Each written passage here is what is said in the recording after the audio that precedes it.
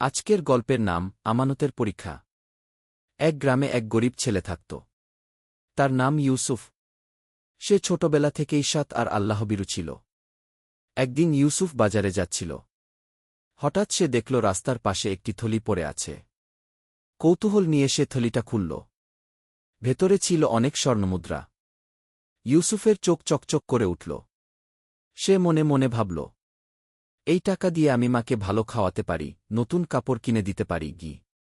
কিন্তু পরক্ষণেই তার মায়ের কথা মনে পড়ল। বাবা, অন্যের জিনিস নেওয়া হারাম। আল্লাহ যা দেন তাই হালাল। ইউসুফ দীর্ঘশ্বাস ফেলে বলল, না, আমি এটা নিজের কাছে রাখতে পারব না গি। সে থলিটা নিয়ে গেল মসজিদের ইমামের কাছে। ইমাম ঘোষণা দিলেন, যার স্বর্ণমুদ্রা হারিয়েছে এসে প্রমাণ দিলে ফেরত দেওয়া হবে গি। কিছুক্ষণ পর এক বৃদ্ধ এলেন। চোখে অশ্রু, কণ্ঠ কাঁপছে।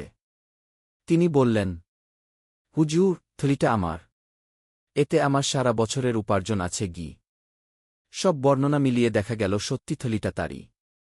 ইউসুফ সাথে সাথে থলিটা ফিরিয়ে দিল। বৃদ্ধ খুশি হয়ে দোয়া করলেন, বাবা, তুমি আল্লাহকে ভয় করেছ আর আমানত রক্ষা করেছ। আল্লাহ তোমাকে দ্বিগুণ বরকত দিন ঘি।